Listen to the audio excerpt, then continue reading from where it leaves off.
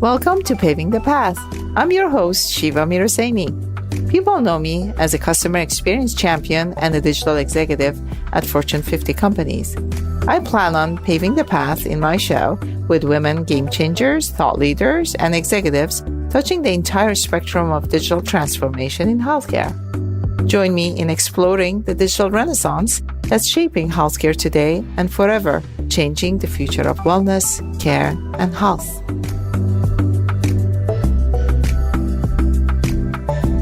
Welcome to another episode of Paving the Path. Today, my guest is Naseem Sayani. She's the co-founder and managing director at Emmeline Ventures, a pre-seed and seed stage venture fund focused on investing in female founders, building game-changing businesses which are helping women, in particular, manage their health, build their wealth, and live in a cleaner, safer world. Naseem brings 20 plus years of venture, business building, and operating experience to her fund. Prior to launching Emmeline, she was a partner at BCG Digital Ventures, managing director at a corporate venture capital fund in the real estate sector, and an interim CEO of a global travel publishing company. She lives in Los Angeles with her partner, their 3-year-old rowdy toddler, and their very firstborn named Lola. I know Naseem for over a decade, and it's truly a pleasure to have her on the show. I'm so excited for this episode.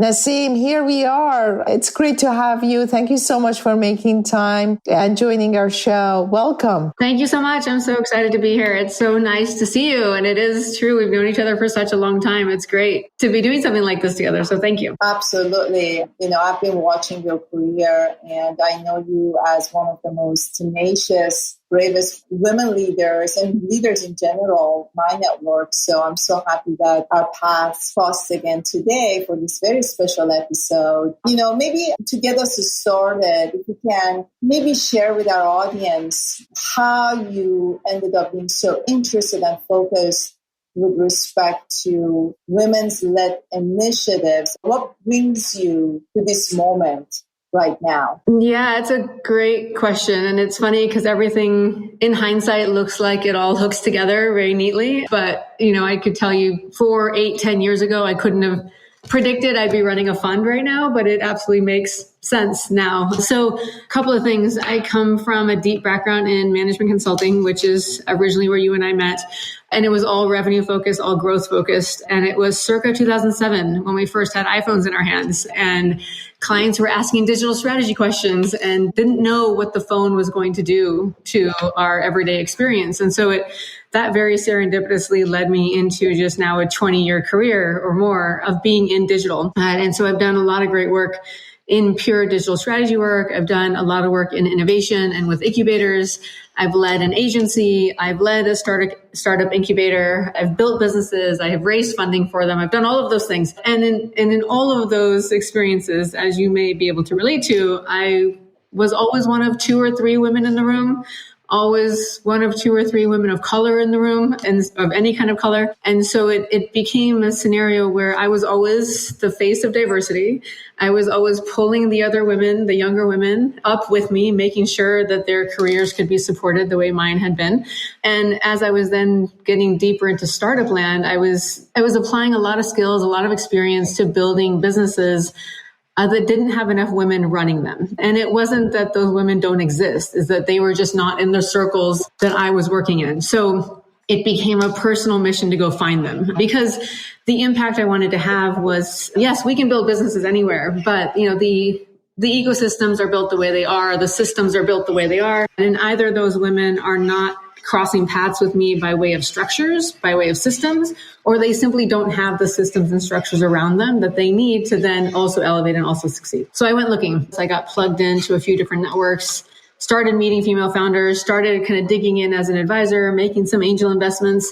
And it was really a matter of bringing the same skills that I was using in my day job to founders out in the wild who maybe otherwise didn't have access or were trying to navigate, but there's no path, right? We're kind of figuring that out right now. And so it just merged to my own personal experience with diversity, with then wanting to pay it forward and create some better ecosystems around female founders that we're building now that are getting better, but don't really exist in the same way. And that's the impetus. So when I got to the point of really investing and then launching the fund, entire focus is female founders, because we know the stats. 2% of VC money goes to female founders, even less of that to female founders of color. And so there's a lot of work to do. And I wanted to be part of doing that work. So if you don't mind, maybe we can just dig a little bit deeper. Healthcare is going through a major transformation. I know that you invest in more than just healthcare, but you have made a couple of pretty groundbreaking investment in women-led early startups that have made quite a bit of noise. And from a timing perspective, again, it's very much relevant. Can you just tell us what is broken and what is Emmeline Ventures doing in terms of the strategic investments to help kind of change the game? Yeah, I love that you asked the question that way. We're hopeful to change the game. That's the mission we're on. And so there's a couple of things happening. If you go back into the history of clinical trials, it wasn't until about 1992 that women were included in clinical trials. And we had been excluded as of something early 1970s. And so you're talking about 2 decades of medical research that did not include women. But now floodgates have opened as of, I believe it's 1992. And now women are now actively included. There's more of a diversity mandate around clinical trials than there used to be. This is important for a lot of reasons, because the implication of that is that for those 2 decades, research on women's health was done on male physiology. That has to sit for a minute. Research on women's health was done on male physiology. Now we're doing research on women's health on women. That's a big, huge deal. And it's what is fueling a lot of the femtech innovation that's happening and a lot of the work that a lot of the founders that we're working with are doing. And it's why they can do it. So that has opened up just a whole Pandora's box of opportunities. So a handful of so we have pilot investments prior to launching our Fund 1. And there's there's 2 companies in there in particular where they're in the maternal health space. And the reason we got excited was not because they're supporting maternal health, but by way of supporting maternal health, they're actually building a vast database of maternal care protocols across all different types of women, right? Race, ethnicity, socioeconomic background, location, condition, etc. That database simply does not exist anywhere else, right? So when you think about the 10-year, 20-year outcome of a business like that, they will have the potential to not have only changed what at-home maternal care looks like, but they will have the potential to influence policy, to influence care protocols, to change how we understand how women are cared for when they're pregnant. And so it's the dramaticness of what we can do and what we can influence is significant. And so we're always looking for that when we make investments. We have one so our current portfolio with Fund 1, we have 4 healthcare investments so far. One is in the sexual wellness space. And so when we think about the lived experience of women, a lot of previous funding, a lot of funding even today is very tightly focused on fertility. And that's fine, but there's more to a woman's life than fertility. So we're trying to make sure actively that we're looking for investments that span her entire lived experience. So sexual wellness is a big one. We have an investment there. As a company out of the UK, they have a whole IP library around different sexual wellness technologies and solutions that they're going to take to market with CPG partners. We have an investment in a mental health solution around women's health. So specifically, precision medicine meets mental health for women, so they can be with you from your adolescence through your fertility, your menopause, your grown-up experience, and it'll connect back into your primary care at every point in time, because mental health, again, historically has not been gendered. It is all kind of one lens for therapy, for access, for support, but women come at this differently, right? We're dealing with different burdens. We're dealing with different questions. We're solving for 10 things at once. The kind of support we need in mental health needs to be very specific and deliberate. So that was an important one for us. And again, they're going to build an entire view on data and insight around different women at different points in their life that's going to change how we think about women's mental health, right? And then another important one is one that's focused on postpartum care for Black women in particular. And so the morbidity rates for Black moms are severe. Most of them don't want to have their babies in mainstream hospitals because they don't trust the experience. We've heard stories about that in the news more and more. And so this founder is focused on building both a certification program and community that can just encompass Black women when they're ready to have their babies, and that when they go into a hospital, should they choose to, they can feel safe. And then the fourth is a telehealth business that's supporting abortion, miscarriage, and postpartum. And the politics are what they are around that topic in particular. But when it comes to women's health, the connectivity between a woman's ability to manage her health and make life decisions for herself and her ability to be financially secure and stable and successful, those two things for us are deeply tied. And so this business was important for that reason, because when you connect the dots between a woman's access to abortion, whether or not she has it, and her ability to actually continue to develop and support her life, these things are very tied. And you could derail her, the rest of her family, and all her financial outcomes because she couldn't get this one service, right? And so that was a critically important investment for us as well. And that's why our thesis is what it is. It's managing her health, building her wealth, living in a cleaner, safer world, because at the bottom of it all, if we can clean up the world around her and give her agency on her health and her wealth, she's going to do so much better than if we just solve for one or the other. So the connectivity between those things is critical for us. And we're not niche, right? You hear, oh, femtech is so niche. You're like, well, it's 51% of the population. I'm not following how that's niche. And so we're working through, opening up that language, saying the words, talking about the implications, why these investments are important. And you'll see this soon in our investor newsletters. We're going to start to communicate those KPIs. So revenue is, of course, important, growth important, traction important. But we also want to know how many women we're touching, how many households are we affecting, how much elevation are we creating in what they can do next, because that we need to combine the business metrics with the impact metrics, because then the story becomes that much more powerful. And so for us, that's part of the strategy, right? Is to make sure that we're saying all the words, that we're not shying away. It's part of her experience. And we need to take the stigma out of it. We need to say out loud what the needs are. We need to not talk about it in hushed corners, because that's going to make all the difference, right? A big reason healthcare skews the way it does right now is because we don't say the words, right? Women's health has always been in the shadows and something you talk about at home, but not out loud. And now we're getting more out loud about it, and it's going to hopefully make a big difference. So let's talk about numbers a little bit. $3.7 trillion spent on healthcare out of our GDP in the US alone, and estimation somewhere between 40 to 60% essentially wasted either because of bad experience, misdiagnosis, and the likes. We're talking about half of the population. We're talking about people with different backgrounds, social determinants of health, a very big issue here that you are directly and indirectly essentially addressing. You're talking about billions of dollars at hand being addressed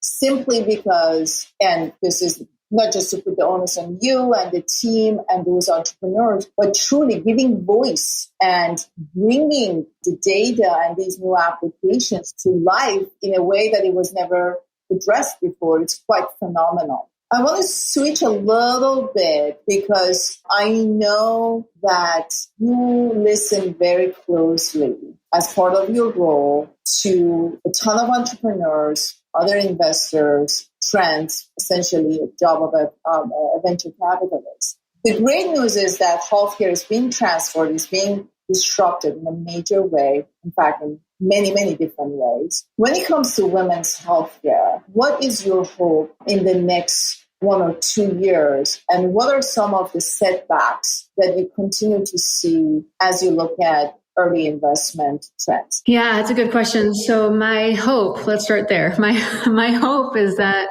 a lot of the stigma that we see around conditions that women are working through, that they get more real attention, right? So a woman goes into her doctor's office because she's having headaches or anxiety or whatever it is, she typically will get sent home and say, well, take some time, I'll get some rest, right? And until she goes in 3 or 4 more times, you don't get to the actual diagnosis that could be much more dramatic. And now months have gone by, and we could be saving lives at a different rate if the system listened a little bit better. So my hope is that the system is listening better, and that symptoms coming from women are taken more seriously, are heard more earnestly, and that the training that doctors are going through and that the awareness they have around how to diagnose those things, not that it's wrong and they're coming from a bad place, it's simply not built into the problem solving, right? And so it just needs to get built into the problem solving. So my hope is that that's all going to turn a corner and get much sharper. The roadblocks, and there's two. I think one is, just by way of not having enough data on women's health, it's hard to teach those things in medical school. So my hope is that the new generations going to medical school are going to be seeking it out, asking for it, supplementing what they need to do as far as their degree and their education, so they find it, because they're a generation that's quite tangibly dealing with it as well, right? We're not in a world where we're going to take it for granted anymore that my doctor always knows the right answer. We're a much more empowered healthcare user these days. And so my hope is that personal empowerment will translate into their educational empowerment. The second is that as the language, the other blocker rather, is that a lot of the language isn't well understood or even in awareness with traditional VCs, right? And so there's a whole crop of other emerging manager, female-focused funds, much like ours. And what we're doing is raising awareness. We're increasing representation. We are saying the words out loud, like I said, because I can tell you so many cool stories from founders I work with who will have a conversation with a VC. It'll be a room of, let's say, 3 male VCs. They'll start to talk about pelvic floor, and they get the gloss over because it's not their experience. They don't understand. They have to go home and ask their partner, ask their daughter, ask someone else. And so they can't engage on the solution because they don't understand the problem. And then the same founder gets in a room with us, and we're 3 women, and they don't have to explain those things. We're just like, yeah, we get it. Tell me what you're doing about it.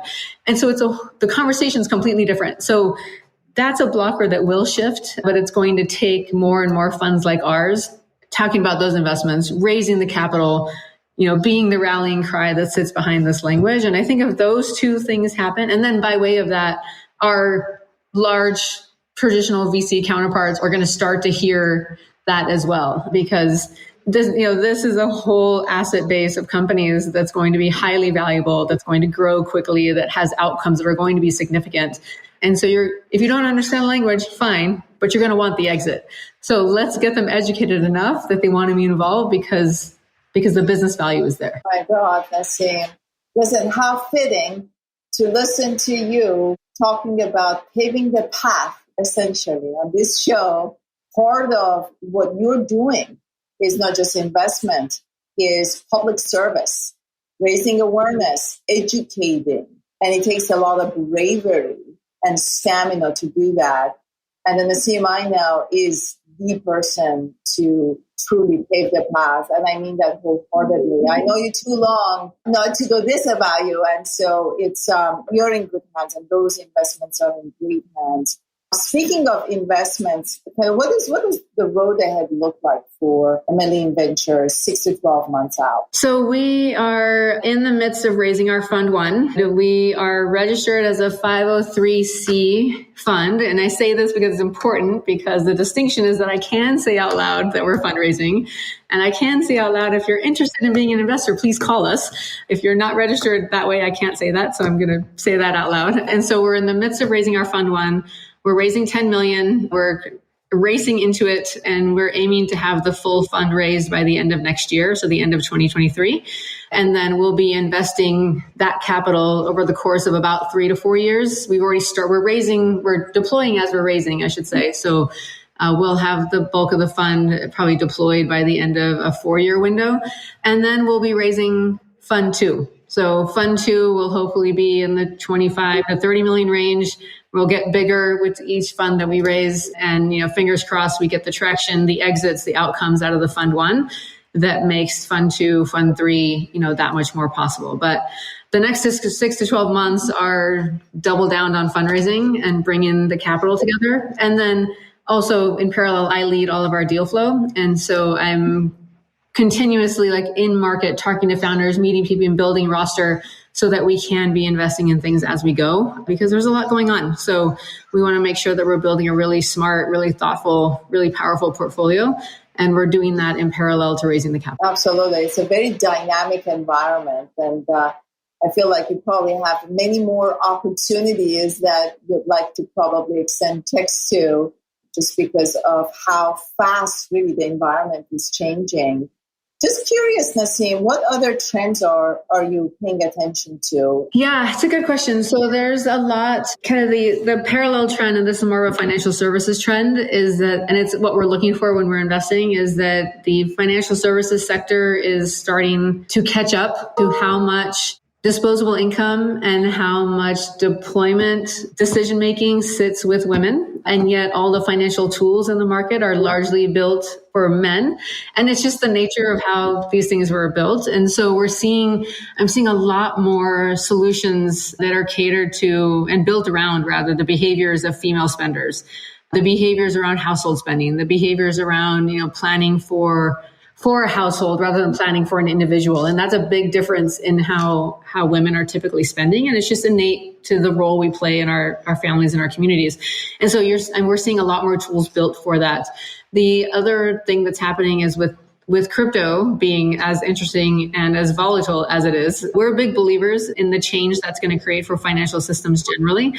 And so the democratization of wealth generation, the access to wealth generation that's going to create, and the flexibility it's going to create, is going to be an important driver for how women get more involved in asset classes. So that's a big trend that we're watching. And we have one investment in that space as well. The last one is more specific to something that's important to us as a fund, and that's happening kind of across the VC space, is that a lot of women have not invested in venture before. They haven't invested in the big ticket moneymaker things that a lot of our male counterparts have for years. We are also being quite loud and being very active about bringing in women into the fund as first-time check writers, because this is a place where a lot of money has been made historically. And so we should all be part of this asset class. It's felt pretty out of reach, I think, for years. And so us and a number of other funds have been quite actively becoming an education channel for women to get involved, to write small checks. So, it doesn't have to be, the perception is that it's going to take $250,000 to get involved in venture. And it actually doesn't have to require that, right? It can be something much smaller. And so you can get involved, you can learn a lot, you can, then decide to write bigger checks later. But, putting some capital to work in a way that has returns is a different way for women to deploy capital than they have previously. Philanthropic donations are very easy for women, like the altruisticness of that, and like, great, I'll do blah, blah, blah with this foundation, and they'll do it without thinking about it. But the same human thinking about putting that same check into venture causes pause. And it's, well, let me talk to my partner, let me talk to my husband, let me talk to, the person in my family who manages our bigger investments. And so, and that's, I think, is going to be a generational shift. So, if we talk to any of my parents or your parents, and I'm making assumptions, but my mom doesn't know what I do, nor could she write a check into a fund like mine, because it's kind of outside of her purview. I'll sit down and teach her about it, but it's not top of mind. But I think for our generation, it's becoming much more top of mind. So we're likely to see just a lot more women active with their capital in this space. As I'm listening to you, Naseem, just a number of different paths that you and the team are truly paving, for lack of a better word, to, again, bring along, educate. I think that's the theme in your mission in life, the Naseem that I know. And it resonates even when I was kind of announcing your bio at the beginning. It's very much consistent in everything that you have done in life. And that in and by itself is so powerful and calls for a ton of celebration. It's truly an honor to have you on the show and to have you as a friend. You're doing amazing, amazing work. Congratulations to you and the team. I wish you guys the very best in the next few months as you close the first fund, and you're doing already amazing work. Any final thoughts that you want to leave with us, in particular for people that want to reach out Yeah, I love that question. So there's a couple different ways. Our website, emmelineVentures.vc, has the recap on our thesis, our entire portfolio, and there's a link at the bottom to either invest with us or pitch us. So it's an easy spot to let us know that you want to get involved. I am on Twitter, so you can find me at Naseem Sayani. You'll find me. I'm not as active as I'd like to be, but I'm certainly there, and so happy to engage. And then LinkedIn is very easy, fairly active on LinkedIn, so you can find me there. Email is always the easiest. So Naseem at emmelineVentures.vc is perfect. I do manage all of our deal flows. So send founders to us. I'm meeting anywhere from 8 to 10 a week. So I'm happy to meet as many great humans as I can, building great things. And then if you want to invest, I would love to have that conversation as well. Like I said, we're actively in the depths of fundraising. Check sizes are very flexible.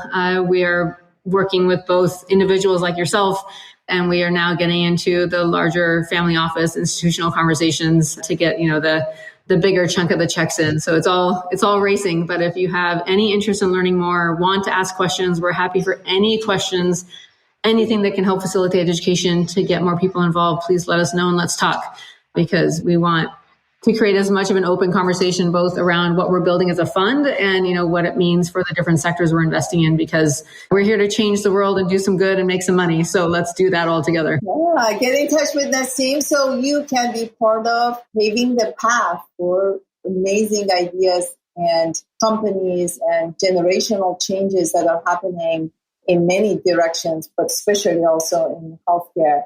Naseem, pleasure to have you. Thank you so much for your time today. Thank you so much for having me. I love talking about everything we're doing and the change we're making. And I appreciate the forum to do that with you, and also love that you're part of the fund and that we've stayed in touch for so long. So everything you're doing is fantastic, and I'm so happy to know you. So thanks for having me. Thank you, Naseem. And thank you, everyone, for listening to this show. And we wish you a great rest of the day.